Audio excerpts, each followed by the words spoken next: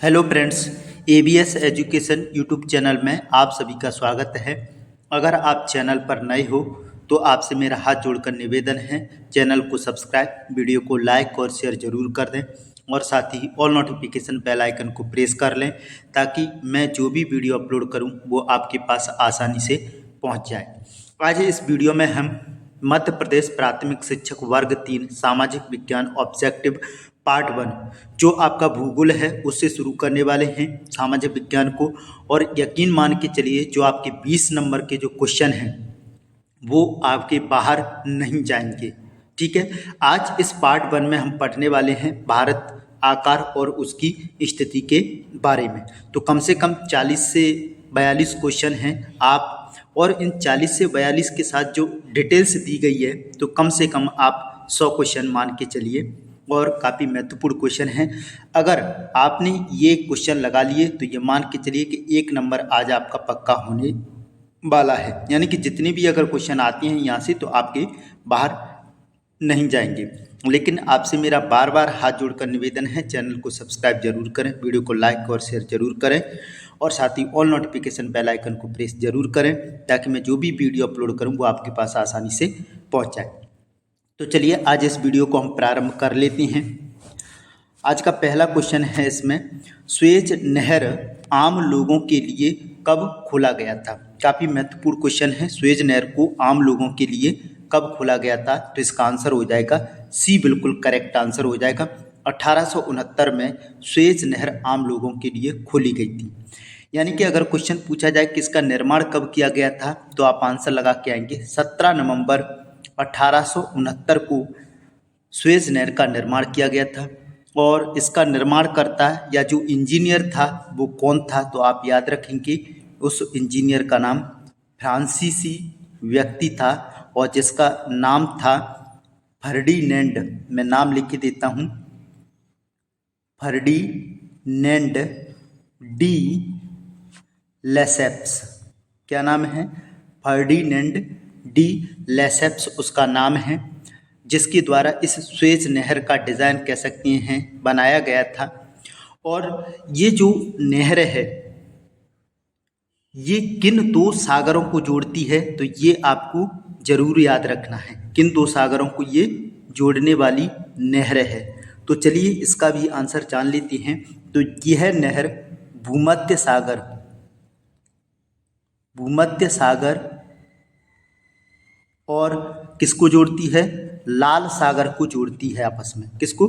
भूमध्य सागर को लाल सागर से जोड़ती है। इसकी लंबाई कितनी है स्वेज नहर की? तो बिल्कुल याद रखेंगे 193.3 किलोमीटर इस नहर की लंबाई है।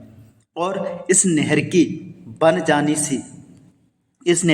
जाने से जो भारत और यूरोप है, भारत और यूरोप के बीच की दूरी जो घटकर, यानी कि कितनी दूरी घटकर कम रह गई थी? तो 7000 किलोमीटर। कितनी भाई? 7000 किलोमीटर की दूरी घट गई थी इस स्वेज नहर के बन जाने से भारत और यूरोप के बीच। ठीक है, तो ये काफ़ी महत्वपूर्ण क्वेश्चन थे स्वेज नहर से रिलेटेड। आई होप कि आपको अच्छा लगा होगा। अगर अच्छा लगा है तो प्लीज़ यार चैनल को सब्सक्राइब कर दीजिए। आगे चलते हैं नेक्स्ट क्वेश्चन की ओर। इसी प्रकार से हम पढ़ने वाले हैं सारे क्वेश्चनों को। नेक्स्ट क्वेश्चन है, लक्षद्वीप समूह के दक्षिण में कौन सा द्वीपीय देश स्थित है? यानी कि ये अपना भारत है, दक्षिण भारत का थोड़ा सा नक्शा हम बना के चलते हैं तो ये अपना दक्षिण भारत है। इधर दक्षिण भारत में कौन सा सागर है? अरब सागर है, आप जानते होंगे अरब सागर है। और इधर क्या है? बंगाल की खाड़ी है। ध्यान रखना क्या है? बंगाल की खाड़ी। इसी अरब सागर में स्थित है कौन सा? लक्षद्वीप स्थित है। और इस लक्षद्वीप के नीचे स्थित है कौन सा देश? मालदीव। कौन सा है? मालदीव। अच्छे से याद रखेंगे। तो वो क्वेश्चन पूछ रहा है लक्षद्वीप समूह के दक्षिण में कौन सा द्वीपीय देश स्थित है? तो आप आंसर से लगा सकते हैं क्या? बी करेक्ट आंसर होगा। क्यों? क्योंकि इसके दक्षिण में ही कौन सा देश स्थित है? मालदीव स्थित है। किसके? लक्षद्वीप के। आगे और भी डिटेल्स है उसको भी जान लेती हैं। डिटेल्स आपकी ये है कि देखिए भाई, जो भारत का जो नेपाल है, सॉरी नेपाल है तो भारत की किस सीमा पर स्थित है? तो थोड़ा इसको भी मैं बताना चाहूँगा। तो ये लगभग मैप हम बना के चलेंगे। तो यहाँ पर जो देश स्थित है वो कौन सा है? नेपाल है। कौन सा है भाई? नेपाल देश है। और इस नेपाल से कौन कौन से भारतीय राज्यों की सीमा लगती है, ये क्वेश्चन बहुत पूछा जाता है, इसको ध्यान रखेंगे। तो नेपाल से यूके मतलब उत्तराखंड की सीमा लगती है, यूपी मतलब उत्तर प्रदेश की सीमा लगती है, बी मतलब बिहार की सीमा लगती है, ठीक है। और इससे सिक्किम की सीमा लगती है, किस राज्य की? सिक्किम की। और एक है WB यानी कि वेस्ट बंगाल, पश्चिम बंगाल की भी इससे सीमा टच करती है, किससे? नेपाल से। तो अच्छे से याद रखेंगे, नेपाल की सीमा को स्पर्श करने वाले भारतीय राज्य कौन कौन से हैं? तो उत्तराखंड है, उत्तर प्रदेश है, बिहार है, सिक्किम है, पश्चिम बंगाल है। और कितने किलोमीटर लगती है? तो ध्यान रखना 1751 किलोमीटर ये सीमा को स्पर्श करता है। कौन? नेपाल भारत की को। तो ध्यान रखना एक पड़ोसी देश है। अब इसके बाद बात करने वाले हैं बांग्लादेश की। अगर भाई मेरे द्वारा जो डिटेल्स दी जा रही है वाकई में अगर आपको पसंद आ रही हो तो प्लीज़ यार चैनल को सब्सक्राइब जरूर करें, वीडियो को लाइक और शेयर अधिक से अधिक करें। तो चलिए बांग्लादेश से कौन कौन से भारतीय राज्यों की सीमा लगती है तो इसकी जान लेते हैं। बांग्लादेश, इस क्वेश्चन का आंसर भाई बी है, ध्यान रखना। बांग्लादेश से जो सीमा लगती है वो कौन कौन से राज्यों की लगती है? तो एक WB यानी पश्चिम बंगाल की लगती है, ठीक है भाई। उसके बाद एक कौन सा राज्य है? असम है। असम के बाद मेघालय है, ठीक है। मेघालय के बाद आपको याद रखना है त्रिपुरा है। और त्रिपुरा के बाद कौन सा है? मिजोरम है। इन भारतीय राज्यों की सीमा स्पर्श करती है किस देश को? बांग्लादेश को स्पर्श करती है। तो कितने हो गए? 1 2 3 4 5, यानी कि 5 भारतीय राज्य किसकी सीमा पर स्थित हैं? ये बांग्लादेश की सीमा पर। और नेपाल की सीमा से भी कितने राज्यों की लग रही थी? 5 राज्यों की सीमा लग रही थी। अब ध्यान रखना भारत का सबसे बड़ा या सबसे अधिक सीमा को स्पर्श करने वाला जो देश है वो कौन सा है? बांग्लादेश। ध्यान रखना है ये आपको। बांग्लादेश की कितने किलोमीटर लंबाई लगती है भारत के साथ? तो याद रखेंगे 96 किलोमीटर सीमा को स्पर्श करता है। कौन? बांग्लादेश। तो भारत का सबसे बड़ा स्थलीय पड़ोसी देश कौन सा है? तो बांग्लादेश है। ये याद रखेंगे, इस क्वेश्चन से हमको इतनी डिटेल्स मिल जाती है। नेक्स्ट क्वेश्चन की बात करते हैं। अगला क्वेश्चन है आपका तीसरा क्वेश्चन है और काफ़ी महत्वपूर्ण क्वेश्चन है। निम्न में से भारत का अक्षांशीय, देखिए भाई उसने केवल अक्षांशीय विस्तार पूछा है, देशांतरीय विस्तार नहीं पूछा है। तो इसमें हम अक्षांशीय विस्तार के लिए उत्तर देंगे। ये करेक्ट आंसर है। 8 डिग्री 4 मिनट उत्तर से 37 डिग्री 6 मिनट उत्तरी अक्षांश तक भारत का क्या है? अक्षांशीय विस्तार पाया जाता है। तो सर पर देशांतरीय विस्तार क्या है तो उसको भी जान लेते हैं। भारत का जो 68 डिग्री 7 मिनट पूर्वी देशांतर से, किससे भाई? पूर्वी देशांतर से 97 डिग्री 25 मिनट पूर्वी देशांतर, ये भारत का क्या है? देशांतरीय विस्तार है। तो ध्यान रखना भारत का अक्षांशीय और देशांतरीय विस्तार क्या हो जाएगा? तो 8 डिग्री 4 मिनट उत्तर से 37 डिग्री 6 मिनट उत्तर अक्षांशीय विस्तार है। देशांतरीय विस्तार 68 डिग्री 7 मिनट पूर्वी देशांतर से 97 डिग्री 25 मिनट पूर्वी देशांतर भारत का क्या हो गया? अक्षांशीय और देशांतरीय विस्तार हो गया। आगे इसमें और जानते हैं जो भारत का क्षेत्रफल है वो कितना है तो आप अच्छे से याद रखेंगे 32,87,263 वर्ग किलोमीटर। अच्छे से याद रखना है ये 32,87,263 वर्ग किलोमीटर है, जो विश्व के क्षेत्रफल का 2.4% है। कितना है? जो विश्व के क्षेत्रफल का 2.4% है। अच्छे से याद रखना है।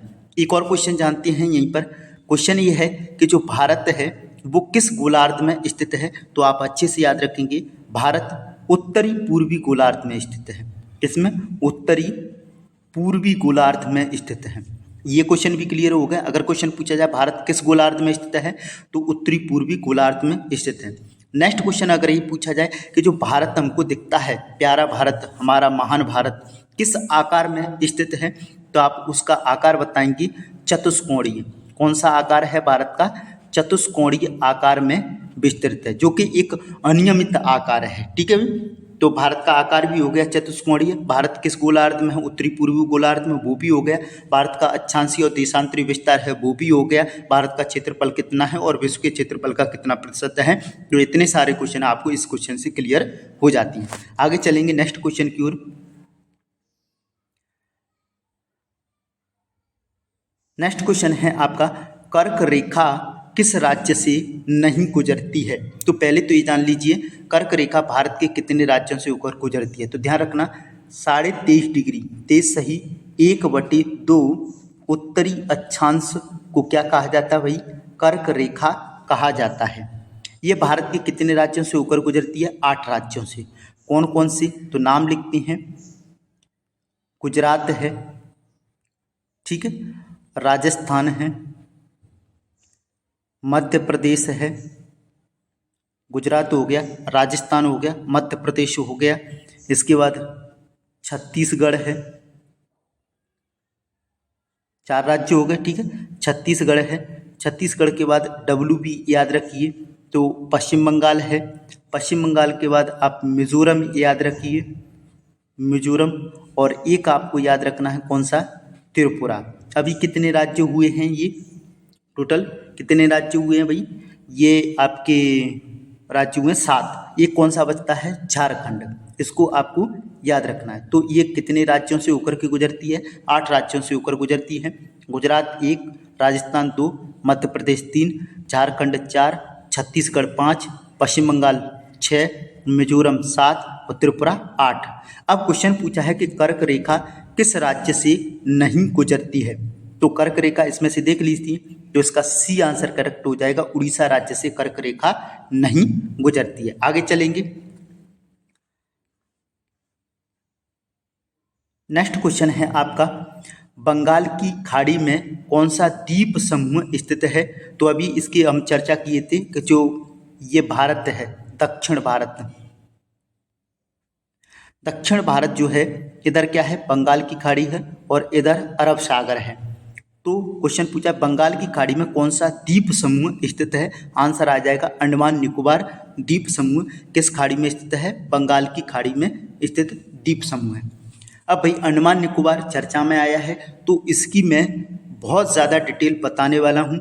आप बिल्कुल मेरे साथ बने रहेंगे और आसानी से अगर आप नोट करना चाहते हैं तो बिल्कुल नोट भी करेंगे। तो चलिए जानते हैं भाई इसके बारे में संपूर्ण जानकारी।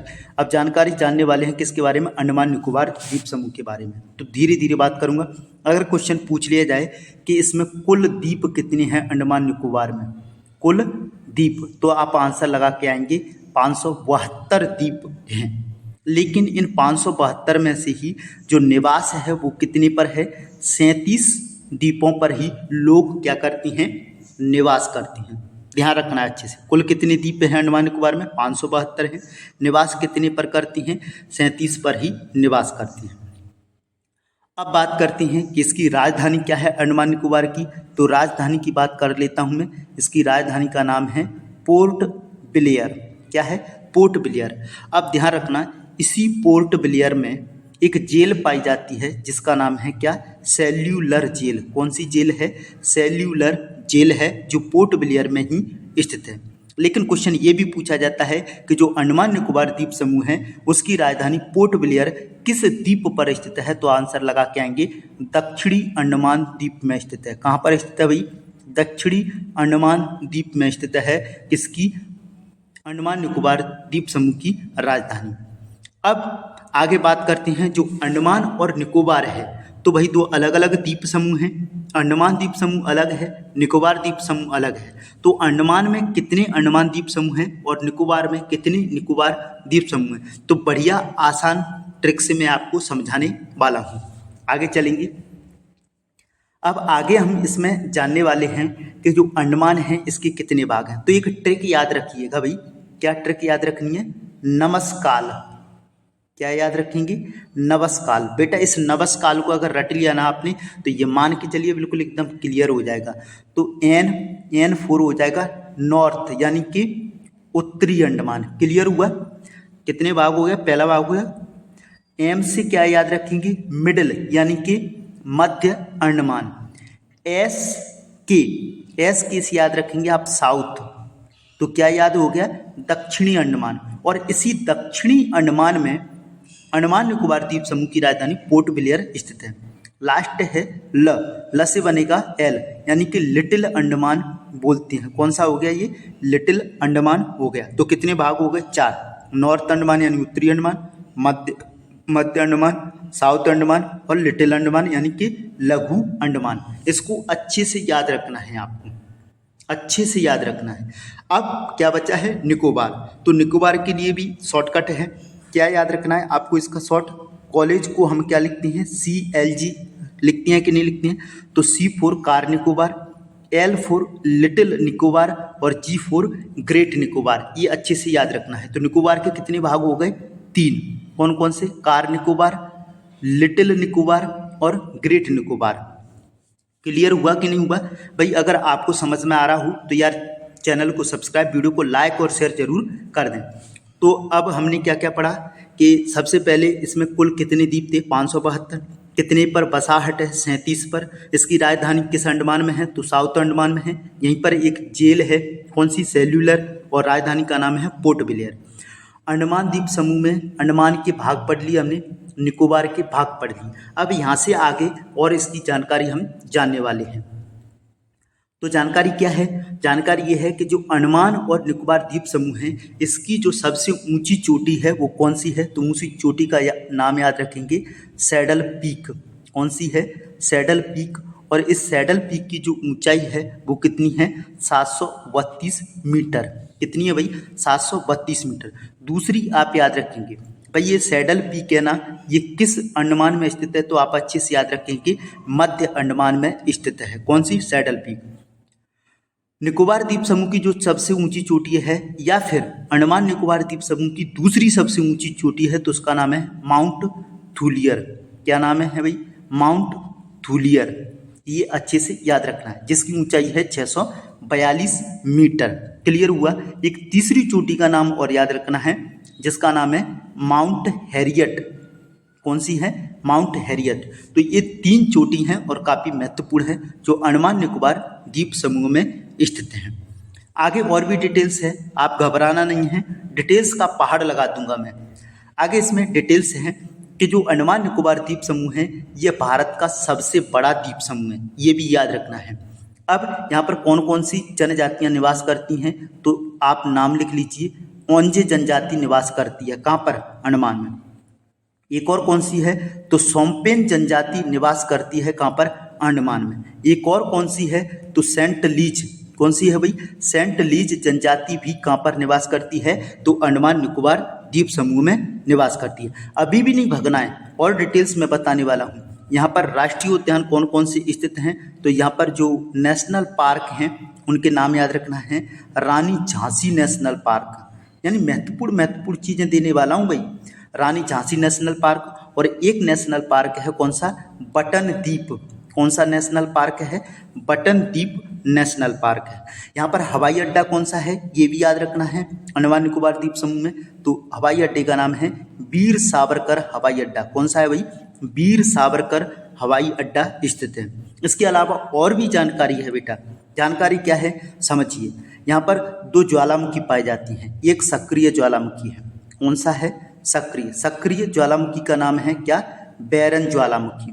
और जो प्रसुप्त अवस्था में है या सुप्त अवस्था में है, उसका नाम है नारकुंडम, यानी कि ठंडी ज्वालामुखी है ये। कौन सी, नारकुंडम प्रसुप्त या ठंडी ज्वालामुखी है, जबकि सक्रिय ज्वालामुखी बैरन ज्वालामुखी है। किस, निकोबार, तो अंडमान निकोबार द्वीप समूह में स्थित है।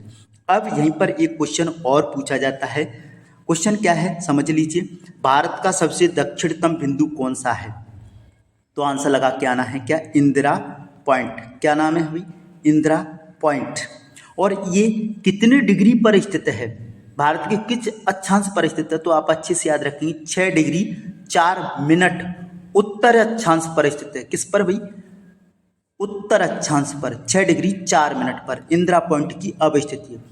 किस निकोबार में स्थित है, तो आप अच्छे से याद रखेंगे, ये ग्रेट निकोबार में स्थित है। कौन से निकोबार में, ग्रेट निकोबार में स्थित है। कौन? इंदिरा पॉइंट। आगे भी इंदिरा पॉइंट से संबंधित एक क्वेश्चन है, वहां पर इसके बारे में मैं डिटेल्स का पहाड़ लगा दूंगा। ठीक है भाई, तो इतना आपको ये समझ में आ गया होगा किसके बारे में, अंडमान निकोबार द्वीप समूह के बारे में। लेकिन साथ में ही हम जानेंगे लक्षद्वीप के बारे में।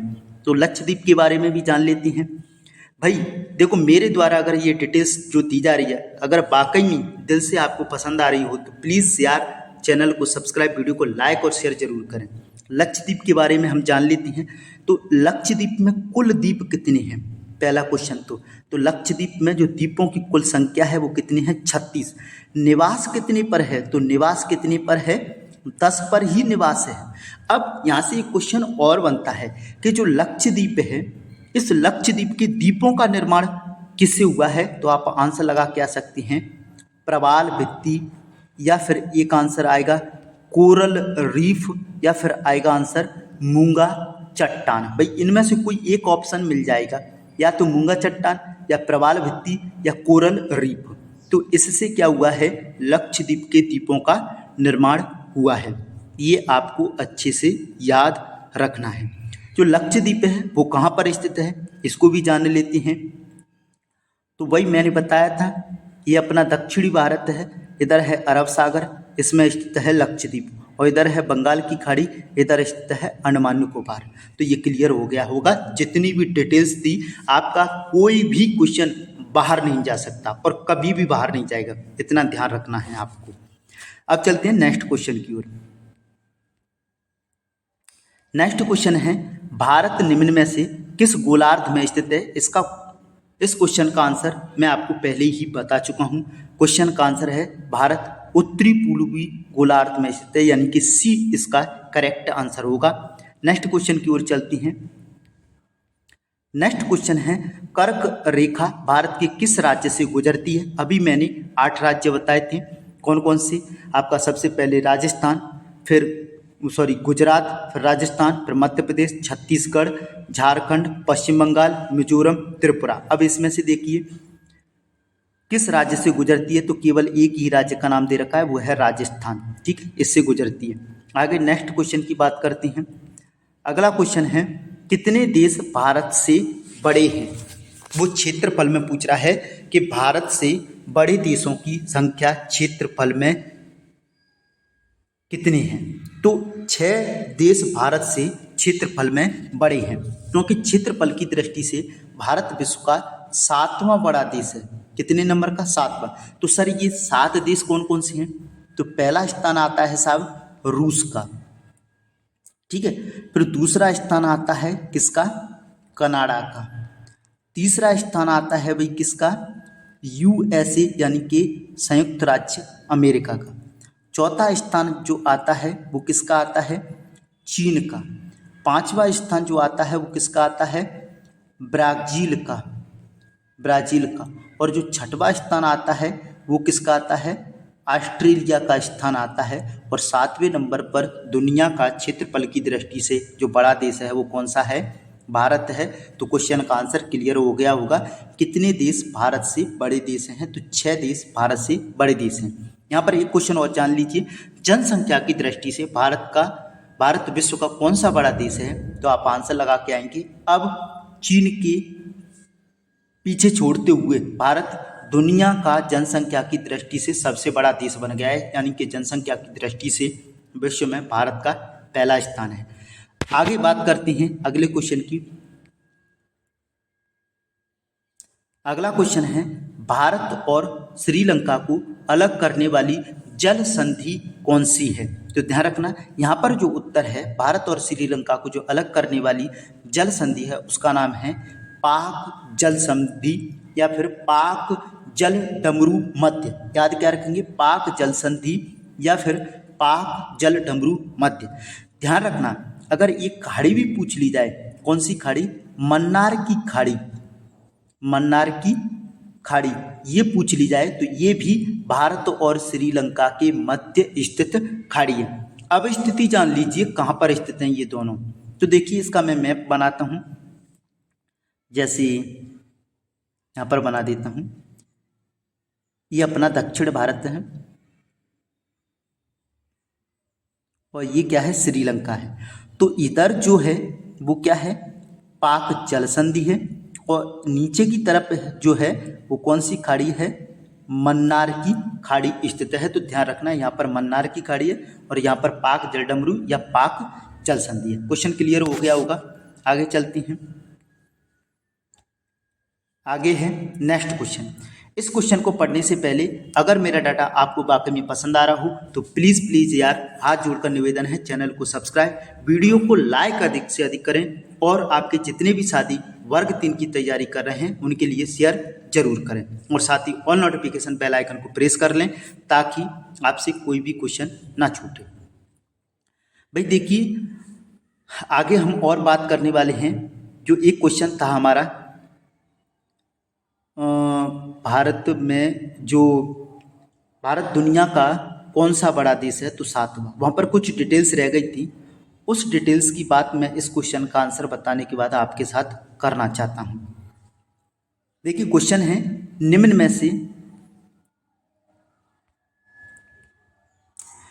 में से कौन सा द्वीप समूह अरब सागर में स्थित है। बार बार हम पढ़ते आ रहे हैं, इसका आंसर सीधा लगा देना है। लक्षद्वीप कहाँ पर स्थित है, अरब सागर में स्थित द्वीप समूह है, जबकि अंडमान निकोबार द्वीप समूह कहाँ पर है, बंगाल की खाड़ी में स्थित है। अब मैं यहाँ पर कुछ एक्स्ट्रा डिटेल्स की बात करना चाहता हूँ जो कि आपके लिए काफ़ी महत्वपूर्ण है, अच्छे से याद रखना है। अगर आपसे पूछा जाए भारत की स्थलीय सीमा की लंबाई कितनी है, तो स्थलीय सीमा की लंबाई के लिए आप 2 आंसर याद रखना है, या तो 15,200 किलोमीटर याद रखेंगे। अगर ये ऑप्शन में नहीं मिलता है तो फिर आपको मिलेगा 15,106.6 किलोमीटर। ये भारत की क्या है, स्थलीय सीमा की लंबाई है। लेकिन सर अगर कहीं जलीय सीमा की लंबाई पूछ ली जाए तो भारत की जलीय सीमा की जो लंबाई होगी वो कितनी हो जाएगी, या जिसे हम तटीय रेखा की लंबाई कहते हैं, तो हो जाएगी 6100 किलोमीटर। ठीक है भाई। लेकिन अगर वो क्वेश्चन पूछ ले कि भारत की जलीय सीमा की लंबाई द्वीपों सहित कितनी है, किसके साथ, द्वीपों सहित कितनी है, तो फिर आप आंसर लगा के आएंगे 7,516.6 किलोमीटर। क्लियर हुआ। भारत की जलीय सीमा की लंबाई पूछे तो 6100 किलोमीटर है, लेकिन द्वीपों सहित पूछे तो 7516.6 किलोमीटर है। क्लियर हो गया होगा। अब आगे यहाँ पर कुछ डिटेल्स और है, उसकी भी मैं बात करता हूँ आपसे। डिटेल्स ये है कि भारत के पड़ोसी देश कौन कौन से हैं और उनकी सीमा भारत के साथ कितनी कितनी टच करती है, और साथ ही एक क्वेश्चन और बताने वाला हूँ। क्वेश्चन ये है कि कौन से देश के साथ कौन सी सीमा रेखा है जिसका नाम क्या है।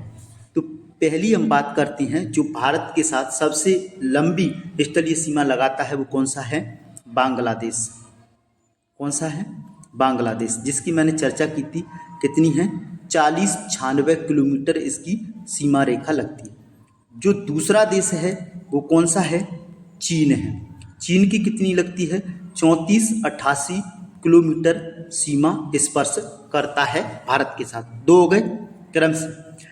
तीसरा क्रम है इसका पाकिस्तान का, यानी कि पाक लिख देता हूँ मैं, पाकिस्तान की जो सीमा है वो कितनी है, 3323 किलोमीटर है। कितनी है भाई, 3323 किलोमीटर। इसके बाद जो चौथा स्थान आता है वो किसका आता है, चौथा स्थान आता है नेपाल का। नेपाल की जो सीमा है वो कितनी लगती है, तो 1751 किलोमीटर। उसके बाद 5वां जो स्थान आता है वो किसका आता है, म्यांमार का। किसका आता है, म्यांमार का। और म्यांमार की सीमा लगती है 1643 किलोमीटर। कितनी है, 1643 किलोमीटर सीमा लगती है। छठवां देश कौन सा है, छठवें स्थान पर आता है आपका भूटान। कौन सा आता है, भूटान की लगती है 699 किलोमीटर। और लास्ट है, या कह सकते हैं कि भारत का सबसे कम स्थलीय सीमा वाला देश कौन सा है, पड़ोसी देश, तो आप आंसर याद रखेंगे अफगानिस्तान। केवल 106 किलोमीटर सीमा को स्पर्श करता है। अब यहाँ से एक क्वेश्चन और बनता है भाइयों, घबराना नहीं है, मैं आपको डिटेल से भर दूंगा। एक क्वेश्चन कौन सा बनता है कि जो ये पड़ोसी स्थलीय देश हैं 7, इनकी सीमा पर कौन कौन से भारतीय राज्य स्थित हैं, तो उनकी भी मैं एक एक से बात करता हूँ। तो सबसे पहला था कौन सा, बांग्लादेश। तो बांग्लादेश, इससे कौन कौन से भारतीय राज्य लगती हैं? तो देखिए, मेघालय की सीमा लगती है, असम की सीमा लगती है, पश्चिम बंगाल की सीमा लगती है, यानी WB वेस्ट बंगाल बोलती है, मिजोरम की सीमा लगती है, त्रिपुरा की सीमा लगती है। तो कितने भारतीय राज्य हो गए? 5। किससे लगती हैं? बांग्लादेश से लगती हैं। क्लियर हुआ? सर चीन के साथ कौन कौन से भारतीय राज्य लगते हैं वो भी बता दीजिए जरा। तो चीन के साथ पड़ती हैं, देखिए चीन के साथ एक तो अपना केंद्र शासित प्रदेश है जिसका नाम है लद्दाख, इसकी सीमा लगती है। फिर HP यानी हिमाचल प्रदेश, UK यानी कि उत्तराखंड हो गया, तो लद्दाख हो गया, HP यानी हिमाचल प्रदेश, UK यानी उत्तराखंड। फिर एक है कौन सा भारतीय राज्य? सिक्किम, और एक है कौन सा? AP यानी अरुणाचल प्रदेश। तो इतने भारतीय क्षेत्रों की सीमा लगती है किसके साथ? चीन के साथ। आगे नेक्स्ट देश की, सर पाकिस्तान के साथ कौन कौन सी देश लगती हैं? तो उसकी भी बात कर लेते हैं साहब, घबराना नहीं है हमको। पाकिस्तान के साथ एक तो किसकी लगती है? J&K की लगती है, फिर RJ यानी राजस्थान, फिर PNJ यानी पंजाब और गुजरात। ठीक है भाई, इनकी सीमा किसके साथ लगती है? पाकिस्तान के साथ लगती है। किसकी? जम्मू कश्मीर, राजस्थान, पंजाब और गुजरात की सीमा किसके साथ लगती है? पाकिस्तान के साथ लगती है। सर नेपाल के साथ किसकी लगती है? तो चौथे देश की भी बात करते हैं, नेपाल। नेपाल के साथ जो सीमा लगती है वो UK यानी उत्तराखंड की लगती है, UP यानी उत्तर प्रदेश की लगती है, B यानी बिहार की लगती है, WB यानी कि पश्चिम बंगाल की लगती है, और एक लगती है किसकी? सिक्किम की। तो ये भी कितने हो गए? 5 भारतीय राज्य हो गए जो नेपाल के साथ अपनी सीमा साझा करती हैं। नेक्स्ट देश कौन सा है? तो नेक्स्ट है भाई म्यांमार। कौन सा है? म्यांमार के साथ कौन कौन से भारतीय राज्य लगती हैं? तो देखिए ऊपर से जो पूर्वोत्तर भारतीय राज्य हैं उनकी सीमा स्पर्श करती है। कौन कौन सी हैं? तो AP यानी अरुणाचल प्रदेश, N यानी नागालैंड, M यानी मणिपुर और M यानी मिजोरम। तो ये 4 भारतीय राज्य हैं जो म्यांमार के साथ अपनी सीमा स्पर्श करते हैं। कौन कौन से? अरुणाचल प्रदेश, नागालैंड, मणिपुर और मिजोरम। आगे 2 देश और बचे हैं, कौन कौन से? भूटान। सर भूटान के साथ किन किन भारतीय राज्यों की लगती है? तो भूटान एक तो किसके साथ लगता है? सिक्किम के साथ। एक WB यानी कि आपका कौन सा हो गया? पश्चिम बंगाल। एक कौन सा हो गया? असम। और एक कौन सा हो गया? AP यानी अरुणाचल प्रदेश। ये 4 भारतीय राज्य हैं जो भूटान के साथ अपनी सीमा स्पर्श करते हैं। नेक्स्ट सर, नेक्स्ट है, लास्ट है अफगानिस्तान। और अफगानिस्तान की जो सीमा है वो केवल और केवल J&K केंद्र शासित प्रदेश के साथ सीमा स्पर्श होती है।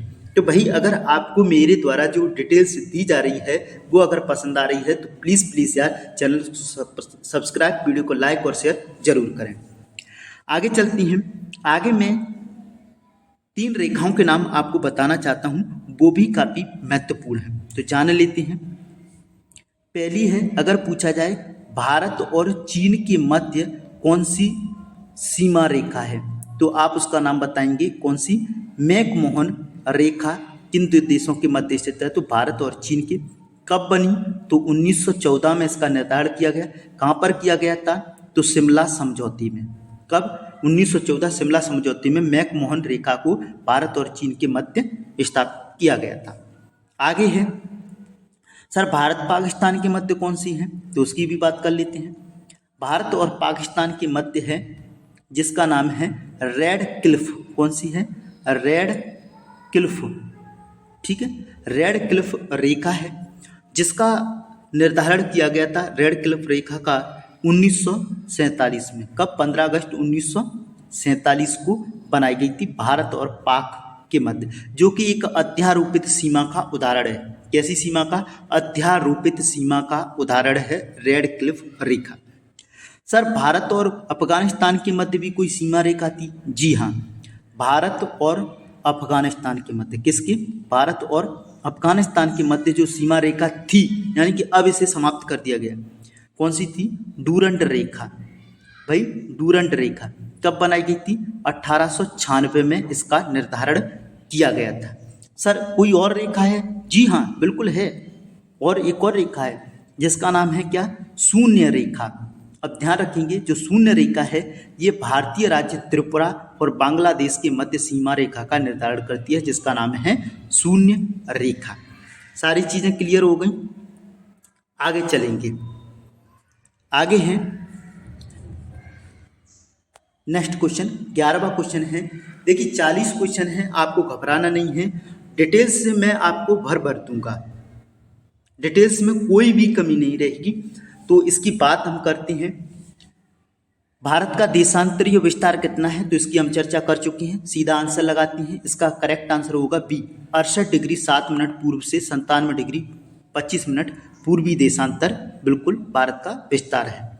आगे नेक्स्ट क्वेश्चन की बात करते हैं, 12वें क्वेश्चन की, इनमें से कौन सा राज्य अंतर्राष्ट्रीय सीमा को छूता है? तो भाई अब पहचानना है आपको कि कौन सा राज्य जो अंतर्राष्ट्रीय सीमा को छूता है।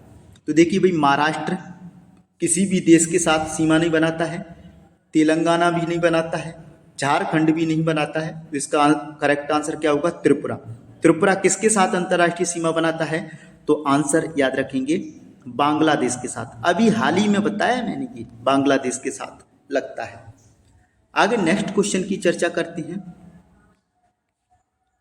नेक्स्ट क्वेश्चन है आपका, निम्न में से कौन सी अक्षांश रेखा भारत को लगभग 2 बराबर भागों में बांटती है? तो आप याद रखेंगे लगभग कर्क रेखा भारत को 2 बराबर भागों में बांटती है। और कितने राज्यों से होकर गुजरती है? 8 राज्यों से, हम चर्चा कर चुके हैं।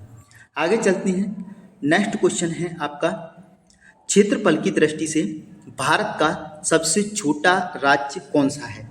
तो यहाँ पर मैं डिटेल्स अब देने वाला हूँ। पहली बात हो रही है क्षेत्रफल, ठीक है। क्षेत्रफल में सबसे बड़ा राज्य और सबसे छोटे राज्य की मैं बात करता हूँ। तो सबसे बड़ा राज्य पूछे क्षेत्रफल में तो आप आंसर लगा के आइएगा क्या? राजस्थान। और सबसे छोटा राज्य पूछेगा क्षेत्रफल में तो क्या आंसर लगा के आएंगे? भारत का सबसे छोटा राज्य क्षेत्रफल में गोवा। अब बात की अगर उसने सर जनसंख्या में बात कर ली तो उसका भी इलाज है, जनसंख्या में बात करती हैं। इस क्वेश्चन का आंसर हो जाएगा गोवा। जनसंख्या में सबसे बड़ा भारतीय राज्य कौन सा है? तो यूपी है। और सबसे छोटा राज्य कौन सा है जनसंख्या में? तो आंसर आएगा भाई क्या? सिक्किम भारत का जनसंख्या में सबसे छोटा राज्य। सर सबसे अधिक किस राज्य में जनसंख्या घनत्व है? ये भी पूछ लिया जाए कि भारत के किस राज्य में सबसे अधिक जनसंख्या घनत्व है। तो सबसे अधिक की बात करेंगे तो आप सीधा आंसर लगा के आइएगा बिहार। बिहार के प्रति वर्ग किलोमीटर में 11,006 व्यक्ति, सॉरी 11,000 नहीं, 1106 व्यक्ति क्या करती हैं? निवास करती हैं। 1106 नहीं हूँ, सॉरी 11,006 हैं, मुझे कन्फ्यूजन है भाई, आप यहाँ पर देख लीजिएगा, थोड़ा डाटा मेरा गड़बड़ हो रहा है। यहाँ पर 11,006 या 1106 है, ठीक है। लेकिन जनसंख्या घनत्व जो सबसे अधिक है वो करेक्ट आंसर है बिहार है। लेकिन सबसे कम जनसंख्या घनत्व है वो कहाँ पर है? एपी यानी कि अरुणाचल प्रदेश में। मात्र 17 व्यक्ति प्रति वर्ग किलोमीटर में निवास करते हैं। कितने? 17 व्यक्ति, ये बिल्कुल करेक्ट है। लेकिन अगर सर जनसंख्या, चलिए आपने क्षेत्रफल में बता दिया सबसे बड़ा छोटा, जनसंख्या में बता दिया, घनत्व में बता दिया, लेकिन वन के मामले से पूछ लिया जाए तो वन सबसे अधिक किस राज्य में?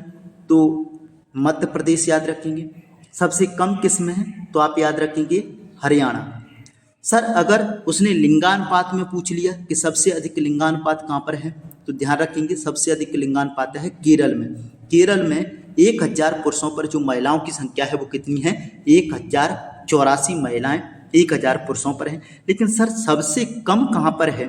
तो उसका आंसर भी क्या होगा? हरियाणा। हरियाणा में मात्र 879 महिला हैं 1000 पुरुषों पर। सोच लीजिए क्या कंडीशन है। तो ये काफ़ी महत्वपूर्ण डिटेल्स थी इस क्वेश्चन के आ जाने की वजह से। आई होप है कि आपको समझ में आ रहा होगा, चीज़ें अच्छी लग रही हैं। अगर आपको चीज़ें अच्छी लग रही हैं तो प्लीज़ चैनल को सब्सक्राइब, वीडियो को लाइक और शेयर जरूर कर दें। आगे चलेंगे, आगे है नेक्स्ट क्वेश्चन है, इनमें से कौन सा राज्य स्थल सीमा से घिरा है। स्थल सीमा मतलब जमीन से घिरा हुआ राज्य है। तो देखिए पश्चिम बंगाल जलीय सीमा पर स्थित है, महाराष्ट्र ये भी जलीय सीमा को टच कर रहा है, उड़ीसा ये भी जलीय सीमा को क्या कर रहा है, टच कर रहा है। तो जो मध्य प्रदेश है ये क्या भाई, भारत का बिल्कुल लैंड लॉक्ड मतलब चारों ओर से क्या है, भूमि से घिरा हुआ राज्य है। तो कितने ऐसे राज्य हैं जो भूमि से घिरे हुए हैं, तो बात करते हैं। 1 नंबर तो मध्य प्रदेश को दे देते हैं, 2 नंबर है आपका एक कौन सा हो जाएगा, हरियाणा, ठीक है। ये भी क्या है आपका लैंड लॉक्ड यानी कि भूमि से घिरा हुआ या स्थल सीमा से घिरा राज्य। तीसरा बात करते हैं हम छत्तीसगढ़, ये भी तो केवल भूमि से ही घिरा हुआ राज्य। चौथी बात करते हैं हम तेलंगाना, किसकी बात करते हैं, तेलंगाना। और पांचवी बात करते हैं हम किसकी, झारखंड की, झारखंड भाई ये भी तो भूमि से घिरा हुआ। तो अगर क्वेश्चन पूछ लिया जाए भारत में कितने भू आवेष्टित या लैंड लॉक्ड या स्थल सीमा से घिरे हुए राज्य हैं, तो आप आंसर लगा के आएंगे 5, और इनके नाम मैंने आपके सामने नोट कर दिए हैं, बिल्कुल आसानी से पढ़ सकते हैं। आगे चलेंगे, नेक्स्ट क्वेश्चन की चर्चा करेंगे। नेक्स्ट क्वेश्चन है आपका भारत की मानक यामोत्तर कहाँ से गुजरती है। तो पहले तो समझ लीजिए मानक यामोत्तर यानी कि ये किसको कहा जा रहा है, तो ये कहा जा रहा है 82.5 डिग्री पूर्वी देशांतर, जिसे कहते हैं भारत की मानक समय रेखा। क्या, भारत की मानक समय रेखा ये कहाँ से गुजरती है, तो ये गुजरती है उत्तर प्रदेश से। और उत्तर प्रदेश में भी कहाँ से गुजरती है, नैनी प्रयाग से गुजरती है, ठीक है, नैनी प्रयागराज से ये गुजरती है। कौन सी, मानक यामोत्तर रेखा या 82.5 पूर्वी देशांतर रेखा। लेकिन किसी किसी किताब में आप याद रखेंगे ये उत्तर प्रदेश के मिर्जापुर जिले से होकर निकलती है। तो जैसा ऑप्शन आपको मिले उस हिसाब से आपको आंसर लगाना है। आगे यहाँ पर बात करते हैं और डिटेल्स की। जो मानक समय रेखा है वो भारत के कितने राज्यों से होकर के गुजरती है, तो ये 5 राज्यों से होकर गुजरती है। पहला स्थान उत्तर प्रदेश को, दूसरा स्थान ये कहाँ से गुजरती है, और मध्य प्रदेश से भी गुजरती है। तीसरा स्थान ये छत्तीसगढ़ CHH से लगा देते हैं। ये चौथा स्थान कौन सा है, तो आपके एक कौन कौन सा होगा, एक उत्तर प्रदेश, 2 मध्य प्रदेश, तीसरा छत्तीसगढ़, चौथा आपका उड़ीसा और 5वां आपका आंध्र प्रदेश। कौन सा है, आंध्र प्रदेश। इन 5 राज्यों से होकर के गुजरती है कौन सी रेखा, आपकी मानक समय रेखा। तो आई होप ये क्वेश्चन भी आपका क्या हो गया होगा, क्लियर हो गया होगा। लेकिन एक और क्वेश्चन आप यहाँ से रखेंगे कि जो भारतीय मानक समय रेखा है या 82.5 डिग्री जो रेखा है वो ग्रीनविच GMT लाइन से कितने घंटे आगे है, तो आप अच्छे से याद रखेंगे 5.5 घंटे आगे है। कितने घंटे, 5.5 घंटे आगे है GMT लाइन से अपनी मानक समय रेखा। आगे चलते हैं, आगे है नेक्स्ट क्वेश्चन है उत्तराखंड, उत्तर प्रदेश, बिहार, पश्चिम बंगाल, सिक्किम की सीमा किस देश को छूती है। अभी मैं इन क्वेश्चनों की चर्चा अच्छे से करके आया हूँ, तो आपको बताना पड़ेगा। इस क्वेश्चन को मैं छोड़ रहा हूँ, आप कमेंट बॉक्स में इसका कमेंट जरूर करें। आगे चलेंगे, अगला क्वेश्चन है भारत का अंडमान और निकोबार द्वीप समूह निम्न में से किस स्थान पर स्थित है। इसको भी मैं छोड़ रहा हूँ, आप क्वेश्चन लिख करके उसके आगे आंसर लिख करके आपको मुझे कमेंट बॉक्स में कमेंट करना है कि इन दोनों क्वेश्चनों का आंसर क्या होगा। आगे चलती हैं, नेक्स्ट क्वेश्चन है निम्न में से कौन सा महासागर भारतीय उपमहाद्वीप के सुदूर दक्षिण में स्थित है। तो आप अच्छे से याद रखेंगे भारत के दक्षिण में जो महासागर स्थित है उसका नाम क्या है, हिंद महासागर, या कह सकते हैं कि कौन सा महासागर है जिसका नाम किसी देश के नाम पर पड़ा है, तो हिंद महासागर का नाम ही भारत के नाम हिंद के नाम पर पड़ा हुआ है। आगे चलेंगे, नेक्स्ट क्वेश्चन है आपका और 20वां क्वेश्चन है, काफ़ी महत्वपूर्ण है।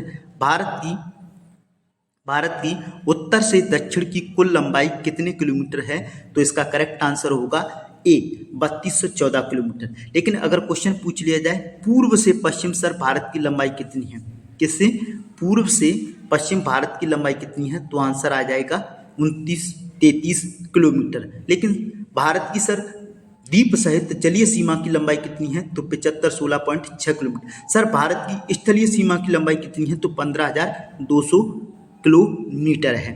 चारों क्वेश्चन क्लियर हो गए होंगे। नेक्स्ट क्वेश्चन की बात करते हैं। अगला क्वेश्चन है, मैं इस क्वेश्चन को बता चुका हूं भाई। निम्न में से किस नहर के खुलने से भारत और यूरोप के बीच की दूरी कम हो गई और कितनी हो गई? तो आंसर याद रखेंगे, सुएज नहर। कितनी किलोमीटर? 7,000 किलोमीटर की दूरी कम हो गई। अब मैं बात करने वाला हूं यहाँ इंदिरा गांधी नहर की। तो यहाँ से सुन लीजिए कौन कौन से क्वेश्चन आ सकते हैं। इंदिरा गांधी नहर का पुराना नाम क्या है? तो आप आंसर लगा के आएंगे। इंदिरा गांधी नहर का नाम है सर, पुराना नाम है राजस्थान नहर। सर कहाँ से निकलती है? तो ये पंजाब में सतलुज ब्यास नदी के संगम पर बना है। कौन सा? हरी के बैराज। क्या बना है? हरी के बैराज। और इसी हरी के बैराज से ये नहर निकली हुई है। तीसरा क्वेश्चन बनता है, भारत की सबसे लंबी नहर कौन सी है? तो आंसर लगा के आएंगे इंदिरा गांधी नहर। सर इसकी लंबाई कितनी है? तो आप आंसर लगा के आएंगे 649 किलोमीटर लंबाई है। सर इसका निर्माण कार्य कब प्रारंभ हुआ था? चलिए उससे पहले एक और क्वेश्चन बताता हूँ। इंदिरा गांधी नहर को बनाने की जो कल्पना की थी वो किसने की थी? तो उसका नाम याद रखिएगा, कंवर सेन। इस व्यक्ति के द्वारा 1948 में इस नहर को बनाने की कल्पना की गई, लेकिन निर्माण कार्य जो शुरू हुआ वो 1958 में हुआ था और बनकर के ये तैयार हुई थी 2005 में। आई होप ये नहर आपकी बिल्कुल एकदम क्लियर हो गई होगी। अगर वाकई में आपको लगता है कि एक नंबर डाटा दिया जा रहा है तो प्लीज़ यार चैनल को सब्सक्राइब, वीडियो को लाइक और शेयर जरूर करें। आगे चलते हैं, नेक्स्ट क्वेश्चन की बात करते हैं। अगला क्वेश्चन है, निम्न में से किसे भारत की मानक याम उत्तर के रूप में चुना गया है? तो अभी बताया था मैंने 82.5 डिग्री पूर्वी देशांतर को, यानी कि सी इसका करेक्ट आंसर हो जाएगा। आगे चलते हैं। अगला क्वेश्चन है, अगस्त 2019 में संसद में इनमें से किस राज्य की मान्यता समाप्त कर उसे केंद्र शासित प्रदेश के रूप में दर्जा दिया गया था? तो सीधा आंसर बता देता हूं, जम्मू कश्मीर। आगे चलते हैं, अगले क्वेश्चन की बात कर लेते हैं। अगला क्वेश्चन है, सबसे लंबा तट रेखा वाला राज्य कौन सा है? तो इसका करेक्ट आंसर होगा गुजरात। गुजरात की कितनी है तट रेखा? 1600 किलोमीटर। लेकिन सर अगर सबसे छोटी तट रेखा वाला राज्य कौन सा है? तो इसका आंसर आएगा गोवा। सर कितनी है? तो 101 किलोमीटर है इसकी तट रेखा की लंबाई। किसकी? गोवा की। नेक्स्ट क्वेश्चन की बात करते हैं। अगला क्वेश्चन है, इनमें से कौन सा राज्य है जो ना तो समुद्री सीमा से लगता है और ना अंतर्राष्ट्रीय सीमा से स्पर्श करता है? तो देखिए आंध्र प्रदेश की जलीय सीमा लगती है, मेघालय बांग्लादेश से लगता है, अंतर्राष्ट्रीय सीमा को भी स्पर्श कर रहा है, और ये आंध्र प्रदेश जलीय सीमा को लग रहा है। त्रिपुरा अंतर्राष्ट्रीय सीमा को टच करता है, लेकिन मैंने बताया छत्तीसगढ़ लैंडलॉक्ड या भू आविष्टित राज्य, ये ना तो जलीय सीमा को स्पर्श करता है ना ही किसी देश की सीमा को स्पर्श करता है। आगे नेक्स्ट क्वेश्चन की बात करते हैं। अगला क्वेश्चन है, गुजरात से अरुणाचल प्रदेश के समय में कितना अंतर है? तो भाई ये 2 घंटे का समय अंतराल रहता है दोनों में। अगर अरुणाचल प्रदेश में 4 बजे सूर्योदय हो जाता है तो भाई गुजरात में वो सूर्योदय 6 बजे होगा। ठीक है, तो ये 2 घंटे का समय अंतराल देखने के लिए हमको मिलता है। आगे चलते हैं। आगे है, भारत का कुल क्षेत्रफल क्या है? हम चर्चा कर चुके हैं, 32,87,200 वर्ग किलोमीटर, यानी डी करेक्ट आंसर है, 263 वर्ग किलोमीटर।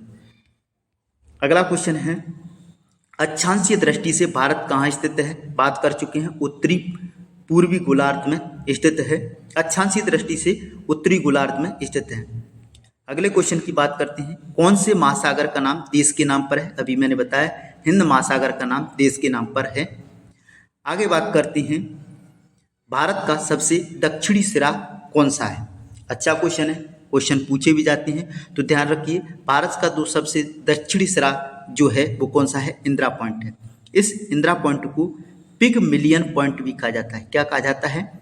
पिग मिलियन पॉइंट भी कहा जाता है। इसको पार्सन पॉइंट भी कहा जाता है। क्या कहा जाता है? Person point. सर इसको एक और नाम है क्या? ला हिचिंग ला। क्या है?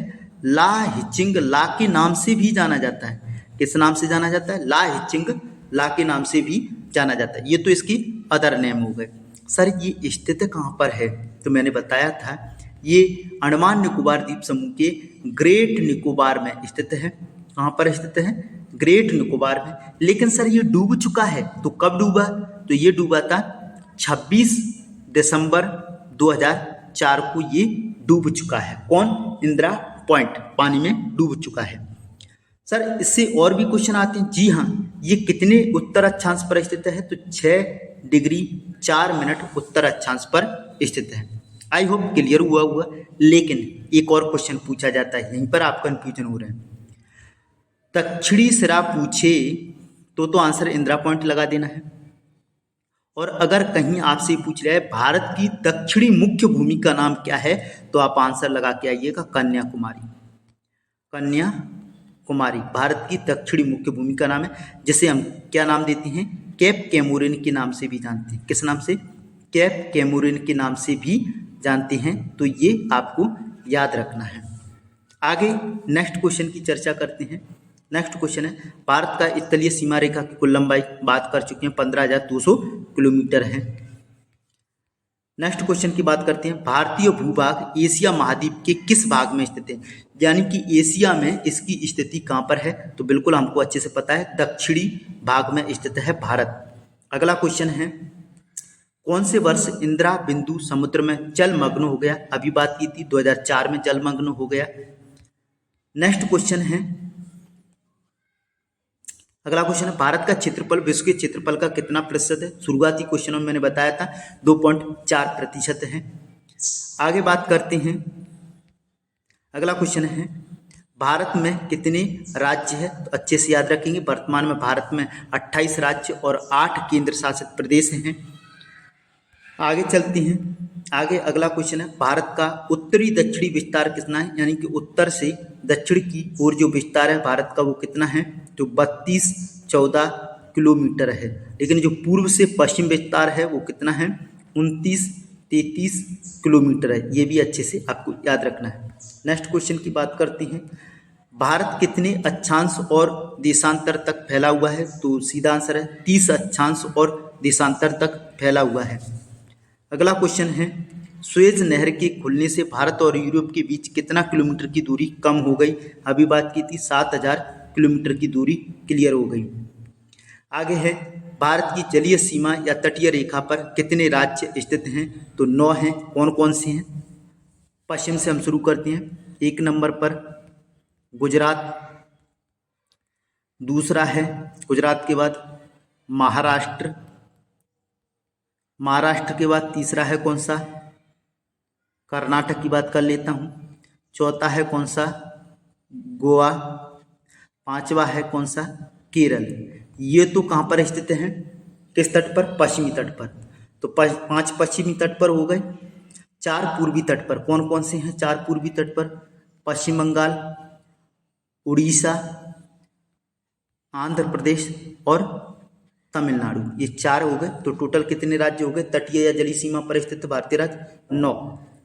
आगे नेक्स्ट क्वेश्चन है और आज की वीडियो का ये अंतिम क्वेश्चन है। अगर आपको वाकई में मेरे द्वारा जो डाटा दिया गया है वो पसंद आया हो तो प्लीज़ चैनल को सब्सक्राइब, वीडियो को लाइक और शेयर जरूर करें।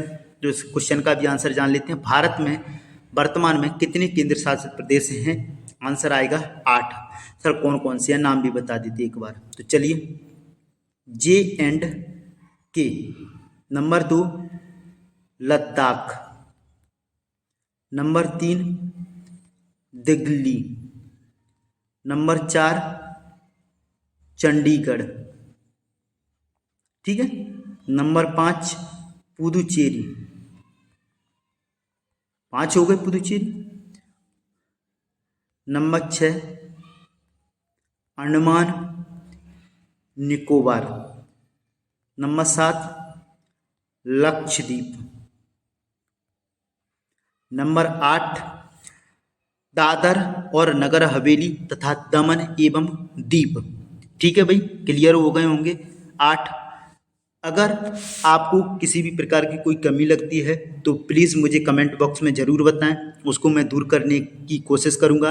और साथ ही आपके लिए आज मैं एक क्वेश्चन छोड़ता हूं जिसको आपको कमेंट बॉक्स में ज़रूर कमेंट करना है। क्वेश्चन ये है कि ये भारत का उत्तरी क्षेत्र है, ये दक्षिणी, और ये भारत का पश्चिमी है और ये पूर्वी क्षेत्र। तो भारत के पश्चिमी बिंदु, पूर्वी बिंदु का नाम क्या है, पश्चिमी बिंदु का नाम क्या है, उत्तरी बिंदु का नाम क्या है और दक्षिणी बिंदु का नाम क्या है, और ये किन किन राज्यों में या कहाँ पर स्थित है, ये आपको कमेंट बॉक्स में कमेंट करना है। अगर आपको आज की मेरी वीडियो अच्छी लगी हो, अगर आप वाकई में चाहते हैं कि मैं आगे इसको कंटिन्यू करूं, तो प्लीज़ मुझे कमेंट बॉक्स में कमेंट जरूर करें और वीडियो को शेयर अधिक से अधिक करें, लाइक करना ना भूलें, चैनल को सब्सक्राइब जरूर करें। वीडियो देखने के लिए धन्यवाद। जय हिंद, जय भारत।